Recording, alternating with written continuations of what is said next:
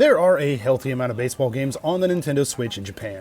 Now, a majority of the games in the genre have come from Japanese developers, with Konami being one of the main companies providing the goods. Now, with eBaseball Pro Yakyū Spirits 2021 Grand Slam, this marks the first complete simulation-style baseball game on the platform. It also marks the first time that the Spirit series has appeared on a Nintendo platform since the 2011 version on the Nintendo 3DS. Now, has it been worth the wait, and is this a game that you should look to pick up even if you don't know a lick of Japanese? I'm here to talk about all of that and more in this review. Danny from the Famicast here. If you're new to the channel, please be sure to subscribe and turn on notifications. Leave us a comment down below and we may read it out on our bi-weekly show called the Famicast. Today though, we're taking a look at eBaseball Pro Yakyū Spirits 2021 Grand Slam on the Nintendo Switch. The Pro Yakyū Spirit series has been around for quite some time, with the initial game coming out on the PlayStation 2 way back in 2004. Now, believe it or not, this series is a spin-off of the more playful-looking Power Pro Baseball series from Konami. Now, as I mentioned in the intro, Spirits has been a rare sight on Nintendo platforms, only making an appearance once before back on the Nintendo 3DS in 2011. Now, while I think that game has some really interesting talking points, we'll just have to save that one for another video at another time. But back to Spirits 2021. Now, this year's game is only seeing a release on the Nintendo Switch, skipping out completely on next-generation systems as well as PlayStation 4 and Vita this time around. Now, being cost-effective with their current engine, which is obviously scalable if you check out the 2019 PS4 and Vita versions, I think that's part of that. Now, investing in making something for the next-gen just might not have been viable at this point for Konami.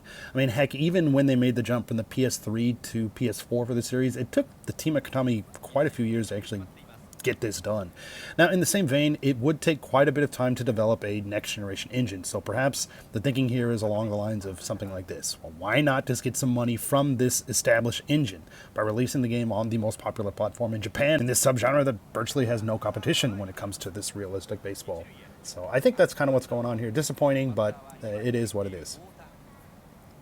If you've played a simulation-style baseball game, especially any games from Konami, you're going to feel right at home here. Now for pitching, you're going to select your pitch with the analog stick, and then basically place where you want it to go and fire away with the press of B. Now after you press the pitch button, you'll actually have to press the button again to control your release. Now this determines how accurately the ball will come in.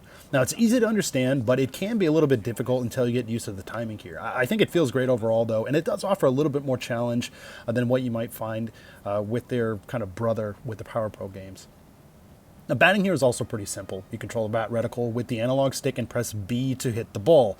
Alternatively, you can also perform an opposite field hit with A, which is usually a little bit weaker, but when used strategically, you can see some positive results here.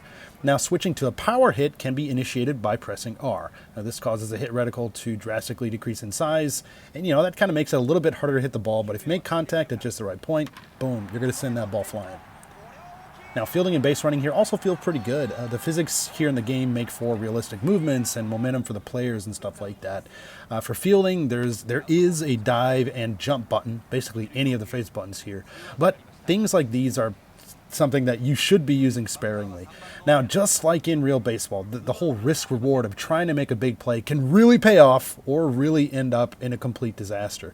Now, overall here, I think you will be hard-pressed to find a better baseball game when it comes to controls. Now, several modes are on offer here, including some that have appeared in past games, especially in the 2019 iteration. Just to kind of list off a couple of things here, you have Exhibition, Pennant Race, up to 30 years of playing, a Star Player, Koshien Spirits, the high school mode here, Home Run Derby, and Live Scenario.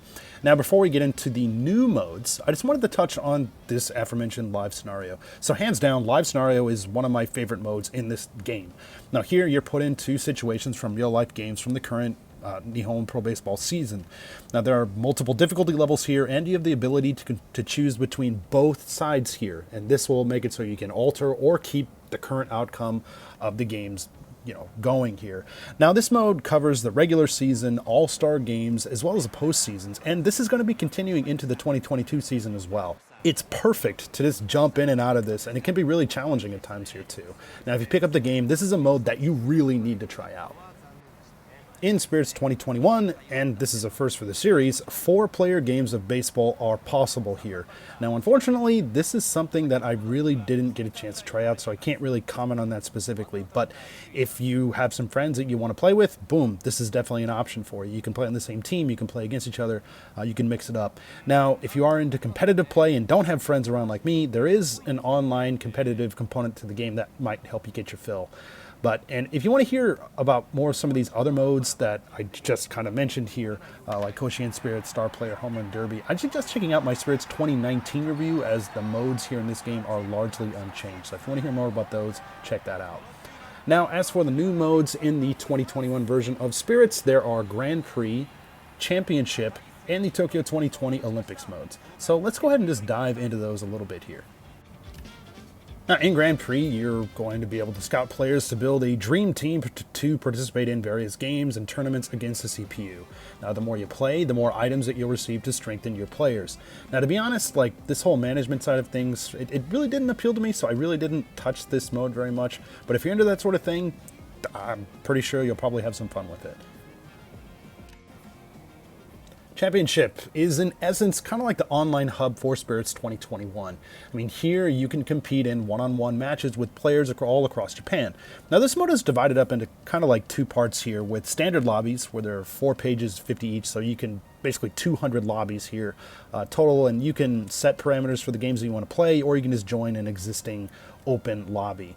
And there's also a variety of these ongoing tournaments that are set up by Konami. Either one that you go to, you'll be able to play with somebody online. I didn't get super into this mode, but I did manage to play a few matches online. Connectivity was fine for the most part, but by default, a variety of assists and stuff like that are turned on, so the game feels a little bit slow. Gameplay is largely unaffected by this, though. I mean, I'm located here in Japan, though, so if you're playing from outside of Japan, your mileage may vary. Yeah, I mean, a little bit of lag here and there, but it really didn't affect the gameplay very much. Now, the Tokyo 2020 Olympics are a pretty big part of Spirits 2021. Here, you can set up a tournament to play through, play exhibition games, and even take part in a special Olympic-themed live scenario sub-mode here. Now, this mode works just like the standard live scenario, putting you in the turning points of real-life games, but in this case, these took place during the Olympics. Now, this mode wasn't actually available before the Olympics started, but it was added later as kind of like an update to the game. Now, the same update also brought the Dominican Republic team into the game, as well as the ability to participate in the Olympics in the pennant race mode. Now, on top of all this, there's also this mission section that challenges players to complete like a variety of tasks within the mode. Now, I think overall this mode is pretty cool, but some aspects here are a little bit lacking. Rosters for the non-Japan teams are composed of, it seems like to me, of made-up players, and even the uniforms here are a little bit different than their real-life counterparts. Now, for the players, I was kind of cross-referencing this with like the official Olympic rosters and stuff like that, and just from watching some of the games too, yeah, I didn't recognize any of these names or anything like that. Here. So, my guess here is that the licensing for international players on this kind of level was just probably a bit too much, maybe, monetarily wise, to accurately put this into the game. It's a bit of a shame here, too. Now, not only that, but the player models that are used for these other countries, they all look, well, just kind of weird. Now, in some cases, the face textures don't actually even blend in naturally with the rest of the head model, making for like this odd-looking, clearly video gamey character. I mean, that part's a little bit disappointing, but I'm sure there's probably a valid, expensive reason for this decision.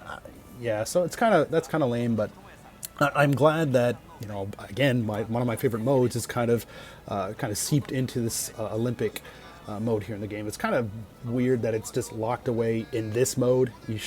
I kind of wish it was going to be available just in standard live scenario, but yeah, it is what it is. Now, Spirits 2021, like its predecessor, does contain a shop where you can use in-game points to purchase boosts for players, like items and stuff like that, stadiums to play in, as well as a variety of players and coaches. Now, not only that, but there are hooks into the eShop where you can buy supporter chants with real-world cash. Now, these would be played throughout your games, like on the field, like as you're playing. Now, I highlighted all of this in another video, but just to recap, these things are not cheap. I'd suggest checking out that video if you want some more details. Just for the record here, I haven't spent a single yenny here, and I'm just enjoying just the already included stuff here in the game anyways. This option is there for people that are interested, but it's definitely not necessary to enjoy the game overall.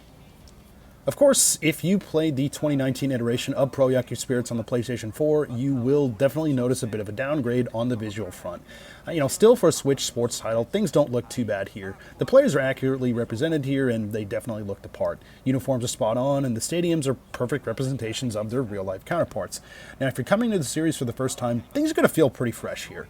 Now, if you're a veteran of the series, though, you're going to notice a lot of familiar things. Animations here are by and large the same as well. Little things like that. So again, if you're coming back to the series from 2019, you'll notice. If you're new here, no big deal. Now, although I do think that the Switch version of Spirits does look quite nice, there are some underwhelming aspects that you might notice, especially if you're playing on the big screen. The finer details on uniforms, various logos at stadiums, and the big screens or scoreboard here do lack clear details. It's all kind of a bit low resolution when kind of zoomed in a little bit. On the flip side, the game does run at a consistent frame rate. It seems near 60 frames a second for what I can tell when you're actually playing the game of baseball. There are some dips and jumps sometimes in the little cutscenes, but it doesn't affect the gameplay. And the game actually also looks really good in handheld mode here too. Now, sound here is a strong point. Commentary is believable and well done. The overall environment feels just like Japanese baseball, well, at least pre-pandemic. Now, I understand that Nippon Pro Baseball wants to portray this sport in all of its unique glory, and that's fine. I understand that. But for a series that's all about realism, I think that some changes to imitate the way baseball is being played in Japan in 2021 would make for a more realistic experience overall. In real-life baseball this season, games are a bit quieter now than what they were in the past. There are less fans in the stands, stuff like that. There are less instruments. There are no balloons being released during the 7th inning stretch. And heck, all the games this year in real life are limited to just 9 innings of play. There's no extra innings. Now, given that this would require, to do this, to make changes, to make it kind of more realistic here, I think this would require a lot of reworking for the engine. And I can understand why Konami wouldn't want to go the extra step there. That's fine, but it's just like, man. Oh well. Maybe that's just a thing that annoys me. It's not a huge deal, but yeah, I just kind of wish they would have done something with that. Now, just a bit of a note on the Japanese. So just know that if you are getting into Spirits 2021, there is quite a barrier of entry when it comes to the language. Now, some of the more text-heavy modes like Pennant Race would be a lot smoother of an experience if you do know Japanese. Fortunately, things like Google Translate, like the little camera that you can use to live translate stuff, this stuff will likely be able to help you get through menus and maybe even some of the more wordy sections of the games. But yeah, when it comes to gameplay, it's really not that hard to get into. But if you wanted to get a little bit more of the nuance of some of the other elements and some of the other modes, you might find yourself struggling a little bit here. eBaseball Pro Yakyū Spirits 2021 Grand Slam on the Switch is a pretty solid baseball game. Now, if you're coming from the 2019 release in the series, you might find yourself a little bit disappointed as not much has changed here.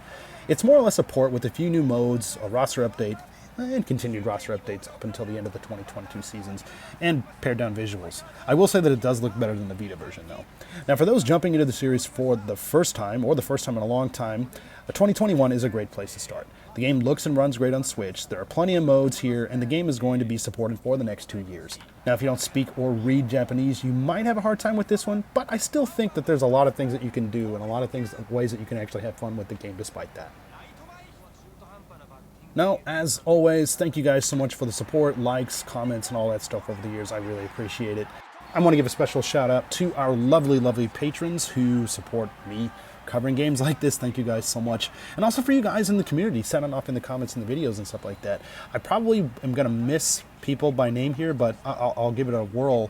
For those leaving comments here on the baseball stuff here recently, thank you guys so much. Thank you, Brandon T, Jason Mabone, Chaz Maru, Little Tokyo, Chris Olvek, and probably more of you guys out there. Again, much love. Thanks, guys. If you like what you see, please feel free to drop this video a like. If you're new to the channel, welcome. Be sure to subscribe. We've got tons of podcasts, video reviews, Japanese and Japanese sports-related videos just like this, and a whole lot more. Again, this is Danny from the Famicast. Thanks for watching, and we'll catch you later. まあここは犠牲フライでも OK ですから彼なら問題ないでしょうね。はい。さあこのチャンスしっかりものにしておきたい。レフトに持っていった。これは大きい。レフトに寄った山田スリーランホームラン。素晴らしい一振りでした。初球でした。しっかりと引っ張ったあたりはフェンスを越えていきました。ここ一番の集中力が光ります。その際4点。